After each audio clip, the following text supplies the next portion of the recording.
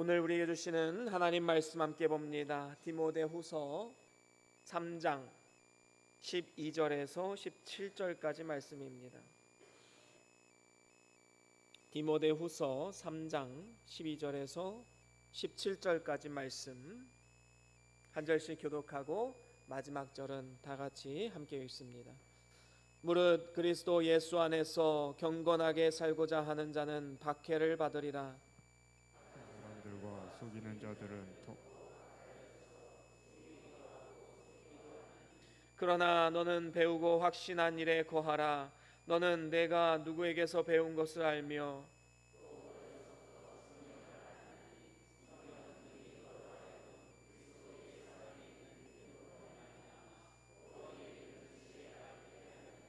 모든 성경은 하나님의 감동으로 된 것으로 교훈과 책망과 바르게 함과 의로 교육하기에 유익하니 이는 하나님의 사람으로 온전하게 하며 모든 선한 일을 행할 능력을 갖추게 하려 함이라. 아멘. 우리 다 같이 말씀 들고 함께 선포합니다. 시작. 주의 말씀은 내 발의 등이요 내 길의 빛이 되십니다. 주여 말씀하옵소서. 주의 종이 듣겠나이다. 아멘. 아멘. 예, 오늘은 디모데후서 3장 12절에서 17절 말씀으로 경건한 생활이란 제목으로 말씀을 함께 나눠보길 원합니다. 하나님은 우리를 너무나도 사랑하십니다. 너무나도 사랑하시기에 독생자 예수 그리스도를 이 땅 가운데 보내시고 그를 십자가에 못 박게 하심으로써 우리를 대속하시고 하나님의 자녀로 거듭날 수 있는 이 놀라운 은혜를 우리에게 허락하셨습니다. 그런데 오늘날 우리들 중에는 이 놀라운 하나님의 사랑과 은혜를 입었음에도 불구하고 그것이 마치 당연한 것처럼 생각하거나 아니면 그 사랑과 은혜에 전혀 반응하거나 보답하려는 마음이 없이 살아가는 많은 사람들이 있음을 보게 됩니다. 하나님이 얼마나 안타까워하실까요? 여러분, 사랑은요 상호작용이 되어야 합니다. 가장 마음 아픈 사랑이 어떤 사랑입니까? 짝사랑 아닙니까? 나 혼자만의 사랑, 얼마나 안타깝고 어려운 사랑입니까? 그래서 우리는 하나님의 그 놀라운 사랑에 반응을 하고 또 범사에 감사하고 항상 기뻐할 뿐만 아니라 이제는 우리의 삶을 통해 놀라우신 하나님의 사랑을 나타내 보여주는 삶을 살아가야 됩니다. 그렇다면 우리가 하나님을 사랑한다는 것을 어떻게 우리가 보여줄 수 있을까요? 물론 여러 가지가 있겠지만 그 중에 하나가 바로 경건한 생활을 하는 것입니다.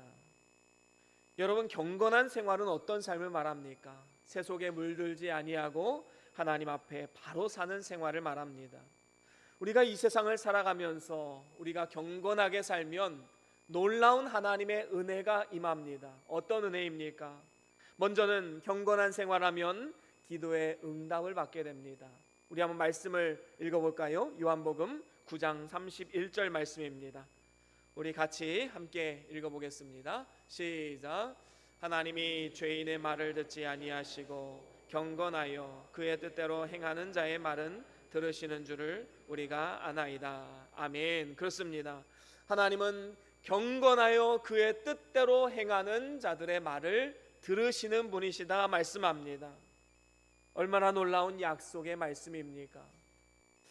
그런가 하면 또한 우리가 경건한 생활을 하게 되면 범사의 유익을 얻게 된다라고 성경은 말씀합니다. 디모데전서 4장 8절 말씀 함께 같이 읽어보겠습니다. 디모데전서 4장 8절입니다. 시작. 육체의 연단은 약간의 유익이 있으나 경건은 범사에 유익하니 금생과 내생에 약속이 있느니라. 아멘. 그렇습니다. 우리는 이 영원이라는 관점에서 우리의 삶을 돌아볼 필요가 있지요. 그래서 영원의 관점에서 보면 육체의 연단은 이 세상에서의 삶으로 유익을 줍니다. 열심히 운동하면 이 세상에서 건강하게 살 수 있습니다. 하지만 경건은 어떻습니까? 영생의 삶, 금생뿐만 아니라 내생까지도 영향을 주는 하나님의 약속을 따라서 영생을 누리는 축복을 얻게 됩니다. 영원한 축복이 있음을 우리에게 말씀하고 있는 것이지요. 그렇습니다. 사랑의 상호작용에는 이러한 숨은 보화가 있습니다. 하나님은 우리를 사랑하시고 우리는 경건한 생활로 하나님의 사랑과 은혜에 보답하는 삶을 살아가면 하나님의 기도에 응답이 있고 또 영생과 내생에 하나님의 축복을 누리는 그러한 은혜가 우리에게 임하게 되는 것입니다. 그렇다면 우리가 일평생 이 경건한 생활을 하기 위해서는 어떻게 살아가야 되겠습니까? 오늘 본문에 보면 세 가지로 요약해서 우리가 함께 말씀을 나눠보길 원합니다. 경건한 생활을 위해서 첫 번째로는 우리가 박해도 감수할 줄 알아야 합니다. 오늘 본문 12절에 보니까 뭐라고 말씀합니까? 무릇 그리스도 예수 안에서 경건하게 살고자 하는 자는 박해를 받으리라 말씀합니다. 여러분, 이게 무슨 청천벽력과 같은 말씀입니까? 아니, 경건하게 살고자 하면 당연히 복을 주셔야 되는 게 맞지 않습니까? 그런데 왜 경건한 자는 박해를 받을 것이다 라고 성경은 말하고 있는 것일까요? 말씀이 잘못된 것입니까? 그렇지 않지요. 우리가 흔히 예수 믿으면 복 받는다 라는 말을 많이 하는데 이것은 영원 불변의 진리입니다. 하나님께서는 그를 믿고 의지하는 자에게 복을 내려주시는 분이시지요. 그래서 오늘 말씀은 이러한 하나님의 성품에 정면으로 충돌하는 것처럼 보여지기도 합니다. 하지만 사실 이것은 전혀 다른 콘텍스트, 다시 말하면 다른 상황 속에서 각자 독립적이고 독특한 영적 진리를 우리에게 설명해 주고자 하는 것입니다. 여러분, 예수를 믿으면 하나님과의 관계, 수직적인 관계에서는 영원한 복과 은혜를 누리는 것, 이거는 영원 불변한 진리이지요. 하지만 세상 속에서의 관계, 세상과의 관계는 어떻습니까? 세상은 공중권세 잡은 사단이 다스리고 있기 때문에 우리가 예수를 믿게 되면 굉장히 불쾌감을 드러내게 되지요. 그래서 한 사람이 예수를 믿고 거듭나게 되면 그 주변 사람, 특별히 가족들 아니면 주변 사람들, 믿지 않는 사람들은 아주 득달같이 달려듭니다. 기독교에 대해서 반감을 표현하고 불쾌감을 표현합니다. 그래서 때로는 박해하기도 하고 때로는 조롱하기도 하고 때로는 회유하기도 해서, 그리고 더 나아가서 환난을 줌으로써 하나님을 떠나게 만드는, 이것이 바로 악한 사단 마귀가 하는 일인 것이지요. 그렇습니다. 세상은 하나님과 하나님의 자녀들을 좋아하지도 않고 인정하지도 않습니다. 오히려 하나님을 따르려고 하는 거룩한 열정을 가진 사람들을 넘어뜨려서 온갖 방법을 동원해서 그를 하나님과 떨어지게 만들기 위해서 유혹하는 이러한 모습을 보게 됩니다. 때로는 정신적으로, 때로는 심리적으로, 때로는 육체적으로 고통을 줌으로써 어떻게든 하나님을 따르지 못하게 만드는 것이 세상이 하는 일이지요.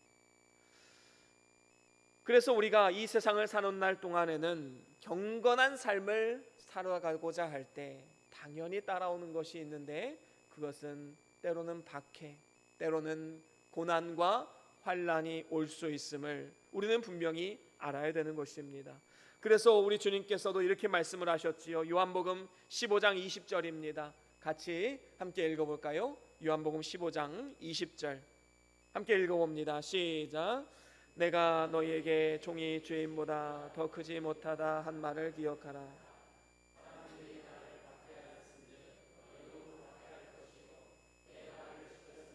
너희 말도 지킬 것이냐. 아멘. 그렇습니다.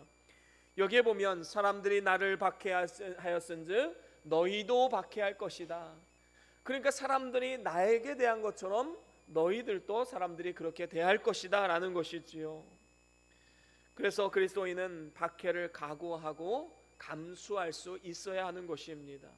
어떻게 감수할 수 있습니까? 먼저는 우린 진리를 절대로 양보하지 말아야 합니다. 다른 것은 다 양보하고 타협할 수 있습니다. 하지만 진리만큼은 절대로 타협해서 안 되는 것이지요. 박해를 받는다 할지라도 양보해서는 안 됩니다. 참고 끝까지 인내해야 되는 것이지요. 인내로 말씀을 끝까지 지키면 하나님이 도우셔서 승리할 수 있게 되는 것입니다. 하나님은 우리에게 감당할 시험만 주시겠다 약속하셨습니다. 또한 시험 당할 즈음에 피할 길을 따로 내어주시겠다 약속하셨지요. 얼마나 은혜로운 약속의 말씀입니까? 특별히 우리가 박해를 감수하려면 오히려 박해를 기뻐하고 즐거워하는 데까지 이르러야 합니다. 천국에 가면 지상 교회에서 직분을 받은 만큼 우리에게 상급이 주어지는 것이 아닙니다. 천국에 가면 박해를 감수하면서까지 말씀을 지키는 사람이 상급과 영광을 받아 누리게 되는 것이지요. 그러니까 반대로 말하면 내 삶이 너무 평안하고 내 뜻과 내 생각대로 잘 되고 있다, 그렇다면 하늘의 상급도 없는 것이다 라고 우리는 받아들일 수 있는 것입니다. 그래서 초대교회 사도들은 어떻게 했습니까? 사도행전 5장 41절에 보면 이런 말씀이 있습니다. 우리 같이 함께 읽어보겠습니다. 사도행전 5장 41절입니다. 시작.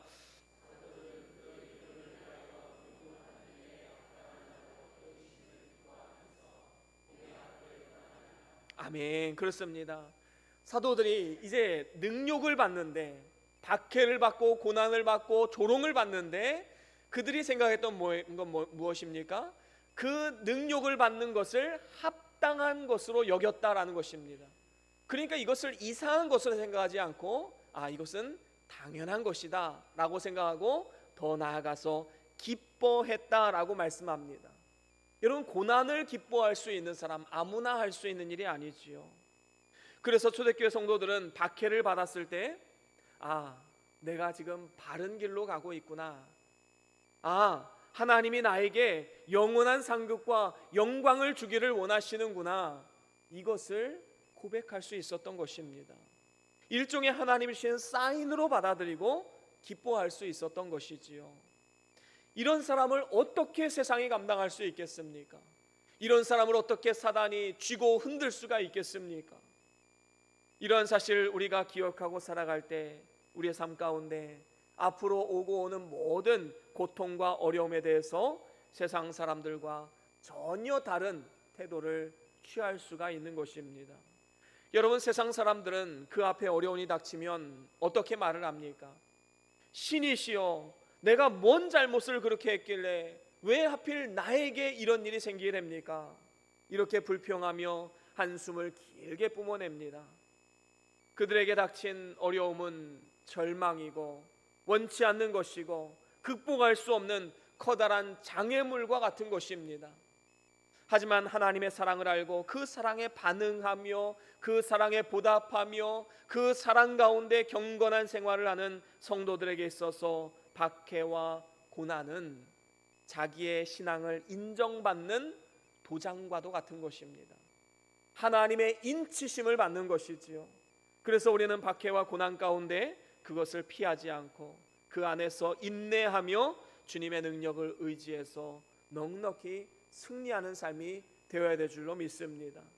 그래서 우리가 진정으로 믿음을 지키며 살아가고자 할 때 이해할 수 없는 환난과 핍박, 아니면 고통과 아픔과 상처가 찾아오게 되면 그것을 이상한 일로 여겨서는 안 됩니다. 이상하다, 내가 예수를 잘 믿는데 왜 이런 일이 생기지? 그게 아니다라는 것입니다. 먼저는 우린 감사해야 합니다. 하나님이 나에게 영원한 복을 주시길 원하시는구나. 그리고 그 다음으로는 어떻게 합니까? 이 치열한 전쟁과도 같은 상황 속에서 하나님이 어떻게 나를 승리로 이끄시는가 기대하십시오. 그 기대를 가지고 나아가십시오. 그리고 그 상황 속에서 건지시는 하나님, 구원의 하나님을 바라보며 소망 가운데 끝까지 인내해야 되는 것입니다. 그러면 저와 여러분들이 주님과 함께 영광의 자리에 서게 되는 그날이 분명히 오게 될 것입니다. 그날을 소망하면서 우리가 하루하루 믿음으로 승리하며 모든 환경 가운데 기뻐하고 범사에 감사할 수 있는 것 아니겠습니까? 그런가 하면 우리가 경건한 생활을 위해서 두 번째는 거짓에 속지 말아야 합니다. 오늘 본문 13절에 보면 이렇게 말씀을 하지요. 악한 사람들과 속이는 자들은 더욱 악하여져서 속이기도 하고 속기도 하나니 라고 말씀하고 있습니다. 마귀는 박해를 이긴 성도들을 거짓으로 속여서 경건한 생활을 하지 못하도록 계속해서 회방을 놓습니다. 그래서 여기에 속인다라는 말은 마술을 부려서 사기를 친다, 이런 뜻을 가지고 있는 것이지요. 예전에 TV에서 히든싱어라는 TV 프로를 본 적이 있습니다. 그 프로 예능이 어떤 내용이냐 하면 이제 한 사람의 가수가 나오고, 진짜 가수가 나오고, 그 사람을 따라 부르는 모창 가수들을 한 5-6명 정도 선발을 합니다. 그래서 이제 가려진 곳에서 하나의 노래를 나눠서 부르는 거지요. 그래서 누가 진짜 가수인가 이걸 찾는 겁니다. 그래서 1라운드, 2라운드에서 이제 한 명씩 탈락시키고 마지막에 한 사람이 누가 남는가, 그것을 보는 것이지요. 여러분, 항상 그 마지막에 남는 한 사람이 진짜 가수일까요? 그렇지 않습니다. 대부분 가짜 가수일 확률이 높습니다. 그리고 오히려 1라운드, 2라운드에서 진짜 가수가 떨어지는 이러한 일들도 일어납니다. 왜 이러한 일이 일어날까요? 그만큼 비슷하게 따라 부르기 때문인 것이지요. 사람들은 그것을 알아채지 못합니다. 여러분, 영적으로도 마찬가지이지요. 비슷하게 하니까 진짜인 걸로 생각을 합니다. 그런데 예레미야 선지자는 뭐라고 말합니까? 예레미야 5장 31절에 이렇게 말을 합니다. 우리 같이 함께 읽어보겠습니다. 시작. 선지자들은 거짓을 예언하며 제사장은 자기 권력으로 다스리며 내 백성은 그것을 좋게 여기니 마지막에는 너희가 어찌하려느냐. 아멘. 그렇습니다. 선지자들도 있고 제사장들도 있지만 그들은 다 거짓 선지자요 거짓 제사장들이었습니다. 그런데 내 백성은 그것을 분별하지 못하고 그것을 어떻게 해요? 오히려 좋은 것으로 여기고 있는 것입니다. 이 얼마나 안타까운 상황입니까? 그래서 마지막에 너희가 어찌하려느냐라고 하면서 한탄해야 하는 그러한 하나님의 마음이 이 말씀에 잘 담겨져 있는 것이지요. 우리는 절대로 거짓에 속아서는 안 됩니다. 거짓에 속지 않으려면 마귀가 어떻게 속임수를 우리에게 주는가, 그것을 알아야 되는 것이지요. 마귀는 어떻게 우리를 속입니까? 이리가 양의 옷을 입고 미혹하기 때문에 속는 것입니다.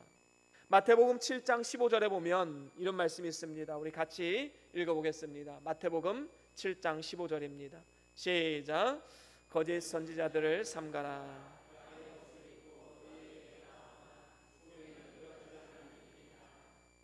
그렇습니다. 이리는 양을 잡아먹는 악한 놈이지만 양의 가죽을 입고 나오기 때문에 미련한 양들이 그 접근하는 것을 알지 못하고 잡혀먹게 되는 것입니다. 이와 같이 거짓 선지자들은 때로는 목사의 신분으로, 때로는 장로와 권사의 직분을 가지고 나올 뿐만 아니라 때로는 성경책을 들고 나오기도 하고, 때로는 자선사업, 때로는 선교 사업을 가지고 나오기도 합니다. 순진하고 어리석은 성도들에게 접근해서 경건한 생활을 하지 못하도록 미혹을 하지요. 그래서 조심하고 또 경계해야 마땅한 것입니다. 특별히 이들은 큰 이적과 기사를 행함으로 미혹을 하게 됩니다. 마태복음 24장 24절 우리 같이 함께 읽어보겠습니다. 마태복음 24장 24절입니다. 시작.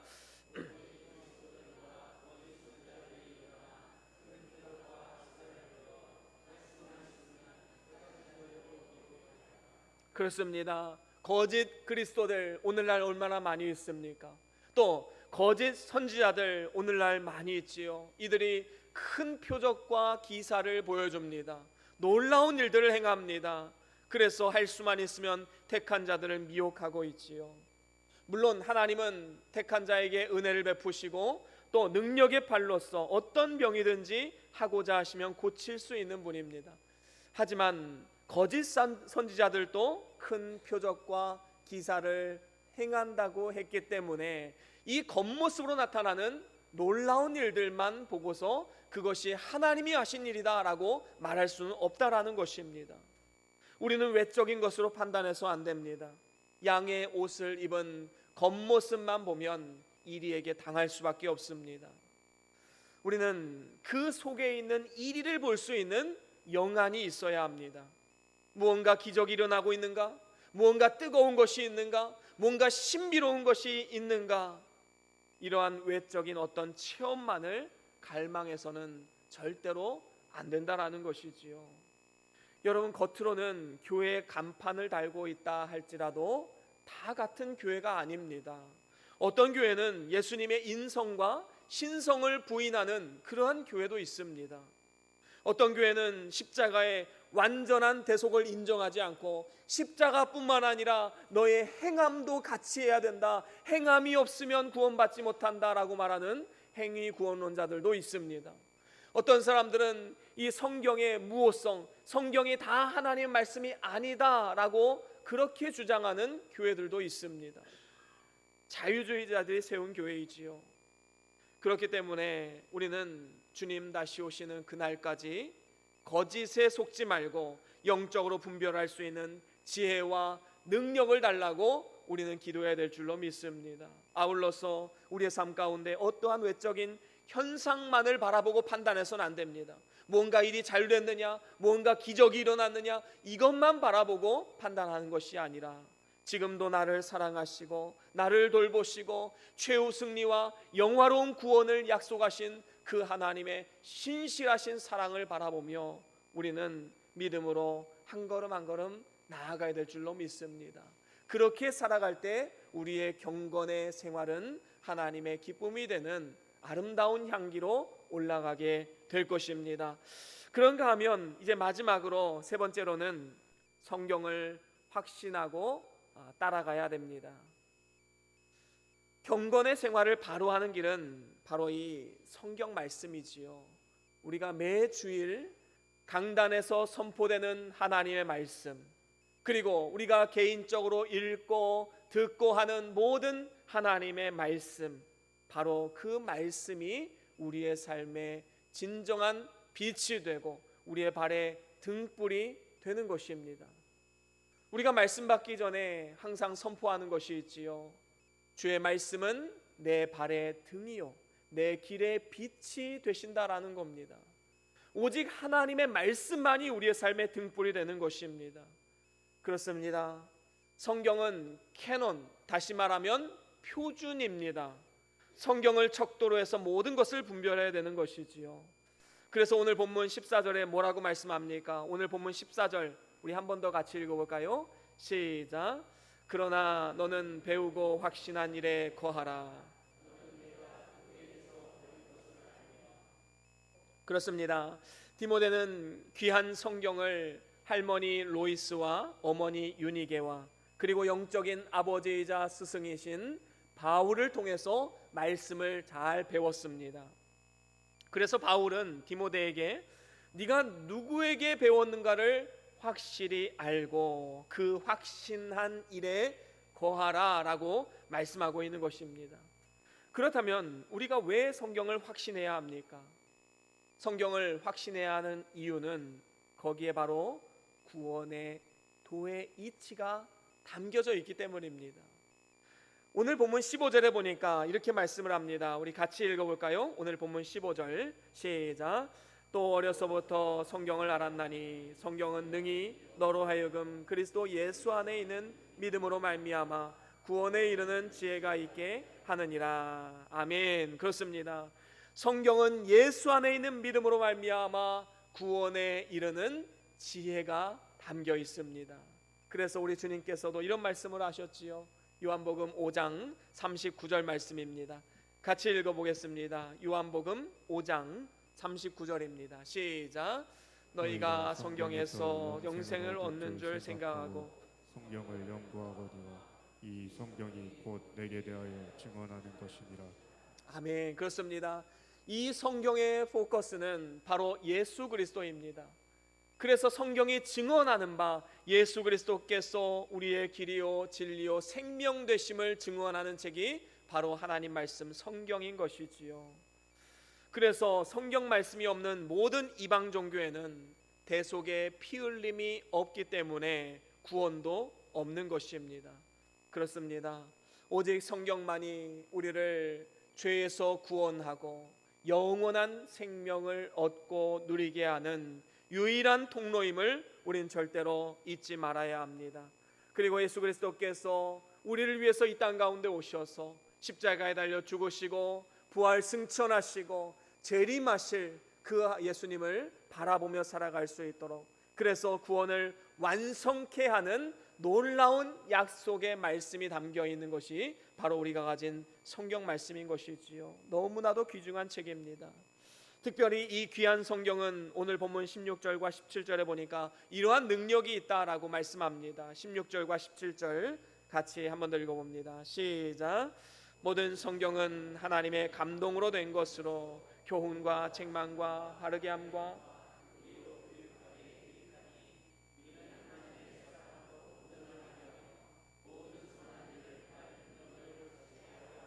아멘. 그렇습니다. 여기에 보니까 하나님의 사람으로 온전케 하며 라고 말씀하고 있지요. 그렇습니다. 교훈과 책망과 바르게 함과 의로 교육해서 결국에는 그 목적이 무엇입니까? 하나님의 사람으로 온전케 하기 위함이다 라고 말씀하고 있는 것입니다. 우리 주님께서도 뭐라고 말씀하셨습니까? 하늘 아버지께서 온전하심과 같이 너희도 온전하라 라고 말씀하셨습니다. 그래서 성령의 감동으로 기록된 이 성경 말씀이야말로 하나님의 사람으로 온전케 만드는 유일한 도구, 또 유일한 방편임을 우리는 기억해야 합니다. 오늘도 우리는 성경 말씀을 읽고 듣는 중에 하나님 말씀으로 온전케 되어서 마음이 부드러워지고 너그러워질 뿐만 아니라 관용하는 마음, 사랑하는 마음을 갖게 하고 고난 가운데 소망을 가지고 인내할 수 있게 되는 것입니다. 미국의 유명한 부흥사 D.L. 무디라는 목사님이 계십니다. 이분이 이런 말씀을 하셨어요. 성경이 성령의 영감으로 기록된 것임을 나는 안다. 왜냐하면 성경을 통해서 성령이 나를 감동시키기 때문이다. 여러분, 쉬운 말로 하면 뭡니까? 내가 성경을 믿는 이유는 성경이 나를 변화시켰기 때문이다. 성령께서 영감으로 나에게 말씀하여 주신 그 증거는 성령이 지금 나를 변화시켜 가고 있다라는 믿음 때문이다 라는 것이지요. 그렇습니다. 성경은 성령의 영감으로 쓰여졌기 때문에 우리가 해결할 수 없는 많은 삶의 문제의 정답을 우리는 가질 수 있습니다. 또한 헤어나올 수 없었던 그 사망의 골짜기로부터 구원을 얻게 된 것, 바로 이 성경 말씀의 약속의 말씀 때문 아니겠습니까? 그래서 성경만이 우리를 진리의 길, 구원의 길로 인도할 수 있는 유일한 지침서가 될 수 있는 것입니다. 여러분 한번 생각해 보십시오. 지나온 삶을 사는 동안에 때로는 어려운 일이 있었고, 때로는 질병으로 인하여 고통 가운데 있었고, 때로는 가장 가까운 사람에게 상처를 받고 조롱당하기도 했고, 때로는 부당한 대우를 받기도 했지만, 그때마다 내가 이겨낼 수 있는 그 힘과 능력은 어디에서 공급을 받으셨습니까? 바로 하나님의 말씀 아닙니까? 여러분, 하나님의 말씀이 아니었다면, 우리 구주 예수 그리스도가 아니었다면 여러분들이 어떻게 그 어려움들을 이겨낼 수 있었겠습니까? 육체적으로나 정신적으로 힘든 순간마다 주를 찾고 말씀을 마음에 새기면서 그 모든 고난을 잘 통과하셨기 때문에 지금 저와 여러분들은 이 자리에 있을 수 있는 것입니다. 그런데 우리가 또한 절대로 잊지 말아야 될 것, 이건 양면적인 문제입니다. 하나님은 지금까지 우리를 도우시고 은혜를 베푸셨지만, 그러면 이제 더 이상 우리의 삶에는 문제가 없을 것인가? 더 이상 우리에게는 박해나 고난이 없을 것인가? 그렇지 않다라는 겁니다. 지금까지 우리의 인생 가운데 힘든 고난이 몇 번 지나왔다고 해서 이제 더 이상 고난이 없다라고 말할 수 없습니다. 우리에게는 힘든 고난과 박해가 다시 올 수 있습니다.